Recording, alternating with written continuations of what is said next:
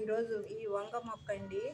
ఈ వంగ మొక్కను ఇదివరకు ఈ కాయ ఒకటి, ఈ వంగ మొక్క నేను షార్ట్ వీడియోలో పెట్టానండి. పెట్టిన తర్వాత ఇప్పటికి ఒక 7-8 నెలలు అయ్యిందండి ఈ వంగ మొక్క. ఈ వంగ మొక్క వచ్చేసి 5-6 కాయలు ఇచ్చిందండి నాకు. ఈ కాయని నేను విత్తనం కొరకని ఈ కాయని ఉంచానండి. విత్తనం కొరకని ఈ కాయని ఈ విధంగా ఉంచానండి. విత్తనం కొరకని ఈ కాయని ఈ విధంగా ఉంచానండి. ఉంచిన తర్వాత నేను రోజు వాటర్ ఇస్తూ దీనికి ఎరువుని కూడా ఇస్తున్నానండి. అక్కడక్కడ చిన్న పిలకల్లాగా వస్తున్నాయి. ఈ కాయని నేను ఎక్కువ కేర్ తీసుకోలేదండి, విత్తనాన్ని కొరకే కదని.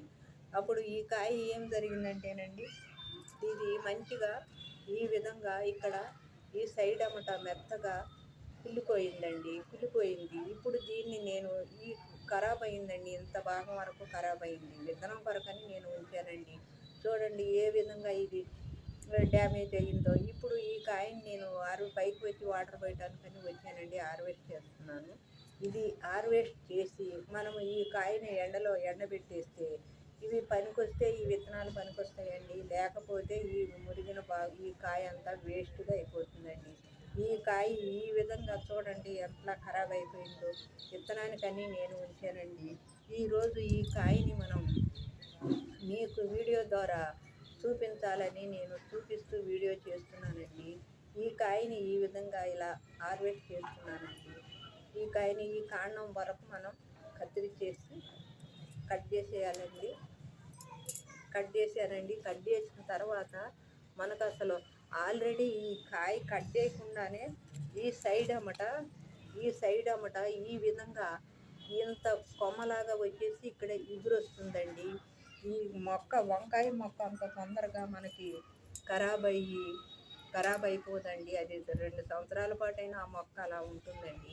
ఈ కాయ కట్ చేయకుండానే ఖరాబ్ అయింది కదండి. ఖరాబ్ అయినా కూడా ఇది సైడ్ అమ్మట మంచిగా మనకి వేరులాగా వచ్చి ఇగురు వస్తుందండి. ఈ విధంగా నేను ఈ కాయను కట్ చేసి వీడియోలో చూపించాలని నేను చూపిస్తున్నానండి. విత్తనం కొరకని ఉంచాను, నేను చూడలేదండి. ఈ కాయ ఈ విధంగా అయిందండి. ఇంత లావు అయింది. కాయ ఖరాబ్ అయిపోయి కొంచెం ఇలా అంతా డ్యామేజ్ వచ్చేసిందండి కాయ. ఇప్పుడు ఈ కాయని మనం పక్కన పెట్టేసి ఇప్పుడు ఈ ఆకులన్నిటినీ కూడానండి మనం ఇలా ఈ ఆకులన్నిటినీ ఈ విధంగా తుంచేసేయాలండి. తుంచేస్తే మనకు చక్కగా ఇగురు వస్తుందండి. ఈ ఆకు భాగాన్ని మనకు మంచిగా ఇగురు వచ్చేస్తుంది. ఆల్రెడీ ఇగురు వస్తుందండి. ఇది చిన్నగా అప్పుడు కట్ చేశాను నేను. ఇగురు వచ్చేస్తుంది ఈ వంకాయ మొక్క. ఇలా మొదట్లో నుంచి మనం ఈ ఆకునంతా ఈ ఆకు కూడా పండిపోయిందండి. ఈ పండిన ఆకును కూడా మనం ఈ విధంగా ఇది వరకు నేను చూపించానండి. ఇప్పుడు ఈ కాయ కొరకని నేను ఈ వీడియో చేస్తున్నానండి. ఈ ఆకును కూడా మనం ఈ పండిన ఆకునంతా మనం ఈ విధంగా కట్ చేసేసుకుంటే ఇది కట్ చేయకుండానే ఈ ఇగురు కొంచెం మనకి ఇగురు వస్తుంది. ఇలా కట్ చేసుకోవాలండి. కట్ చేసుకుంటే దాని నుంచి మళ్ళీ మనకి చక్కగా మొక్క ఇగురు వచ్చి మళ్ళీ కాయలను కూడా మనకి ఇస్తుందండి. కాయలు వస్తాయి మనకి. ఈ విధంగా మనం ఈ ఆకునన్నిటిని తీసేయాలండి. ఎప్పటికప్పుడే పురుగు పట్టకుండా మనం చూసుకుంటూ ఈ కాయల్ని, కానీ కాయకు పురుగు పట్టింది కానండి, ఈ చెట్టుకి ఈ రెమ్మలు మాత్రం పురుగు రాలేదు. పురుగు అంటే అది మెత్తగా ఖరాబ్ అయిపోయింది ఆ కాయ. విత్తనానికని నేను సరే ఉంటుంది కదా అని విత్తనం కొరకని నేను ఉంచానండి. ఈ కాయ ఈ విధంగా మనకు ఇది ఆకంతా ఇట్లా తూసేసుకోవాలండి. ఈ ఆకుని ఇలా కట్ చేసేస్తే ఈ భాగంలో నుంచి ఇగురు వచ్చి మళ్ళీ మనకి చక్కగా ఇగురు వచ్చేసి కాయలు వస్తాయండి. మంచిగా మనకి మళ్ళీ మనం కాయల్ని తీసుకోవడానికి అవకాశం ఉంటుంది. ఖరాబ్ అవ్వదండి. ఇది 2 ఏళ్ళ వరకు మనకు పచ్చిమిర్చి మొక్క ఇది కూడా చాలా ఉంటాయండి. ఇగురు వస్తుందండి. మంచిగా కాయలు ఇస్తాయి.